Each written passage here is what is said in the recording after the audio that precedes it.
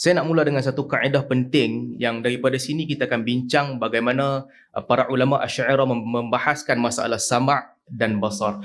Al-Imam Al-Ghazali rahimahullah dalam kitab beliau Al-Munqidh Minadh Dhalal menyebutkan falsafah ketuhanan. Ahli falsafah ketuhanan mereka terbahagi kepada sekurang-kurangnya ada 3 orang utama, iaitu Saqrat, Aflatun dan juga Aristoteles. Saqrat dan Aflatun, kata Imam Al-Ghazali, mereka ni jauh tersasar. Pergi kepada Aristoteles ataupun Aristotle.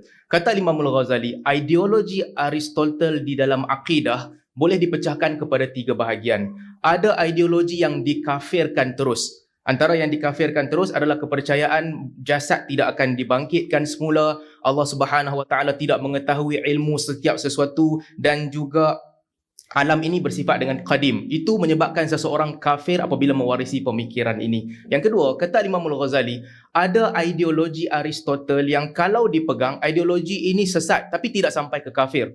Antaranya menafikan sifat Allah Subhanahu Wa Taala ataupun mengisbatkan hal tetapi menafikan sifat sebagaimana dilakukan oleh Mu'tazilah.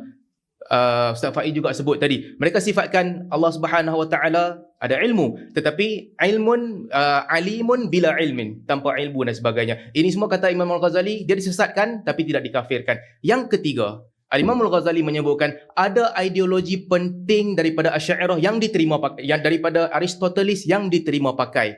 Jadi antara perkara penting yang diterima pakai adalah salah satu benda penting yang disebutkan oleh Aristotle dalam metafizik, but it is also impressive for to experience affection to change or to decay is equally impossible for the first mover. Artinya, ini ideologi Aristotle yang sangat penting yang dibawa masuk dan diterima oleh kesemua mazhab-mazhab falsafah dengan perincian yang berbeza, iaitu adalah tidak boleh sama sekali bagi the first mover, bagi penggerak yang pertama merujuk kepada Tuhan, bersifat dengan sifat yang berubah-ubah, bersifat dengan sifat yang decay, berkurangan ataupun berubah-ubah. So daripada kaedah ini dipakai oleh hampir kesemua mazhab, termasuk juga mazhab Asy'ariyah. Aplikasinya di dalam mazhab-mazhab berbeza. Ahli falsafah aplikasinya berbeza dengan Mu'tazilah dan berbeza dengan Asy'ariyah. Cuma di sudut pandangan ulama Asy'ariyah, daripada kaedah inilah terbinanya kaedah penting yang apa sahaja yang tidak berpisah daripada perkara baharu, dia juga baharu. Artinya Tuhan tak boleh ada padanya perkara baharu. Kalau ada perkara baharu, Tuhan juga termasuk dalam sistem yang baharu. Ada sebahagian orang kata tak jumpa perkataan ni kecuali dalam buku Ibn Taymiyah. Ini tanda jahil tentang mazhab sendirilah. Ini asas utama mazhab Asy'ariyah. You cannot be Asy'ari except you have to know this.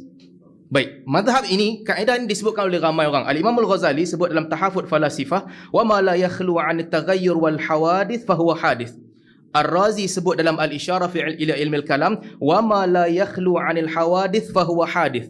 Al-Ijji sebut dalam Al-Mawaqif, wa ma la yakhlu 'anil hawadith fa huwa hadith. As-Sanusi sebut dalam Syarah Al-Aqidatul Kubra, wa kullu man sifatuhu hadithatun fa huwa hadith. Juga Al-Baijuri sebut dalam Tuhfatul Murid, wa kullu malzum li sifatin hadithatin fa huwa hadith. Maksudnya sama. Setiap yang padanya terdapat sifat-sifat yang baharu, maka dia juga tergolong ataupun termasuk di dalam sesuatu yang baharu itu. Jadi Allah tak boleh ada perkara baharu pada Allah Subhanahu Wa Taala. Ini asas pertama. Sebab itu Al-Imam Ar-Razi sebut dalam Al-Isyarat, bal yajibu alaihi an yanzur ila al-makhluqat min jihati dilalatiha ala wujudi sani' wa sifatihi. Diwajibkan untuk melihat kepada makhluk sebagai tanda kewujudan pencipta dan juga sifat-sifatnya. Wa hadza ma umirna. Itulah yang kita diperintahkan. Tengok kepada makhluk, tengok kepada perkara-perkara baharu, Tuhan bukan sebegitu. Tuhan tak sama dengan itu. Jadi saya nak balik kepada peta minda supaya kita boleh faham.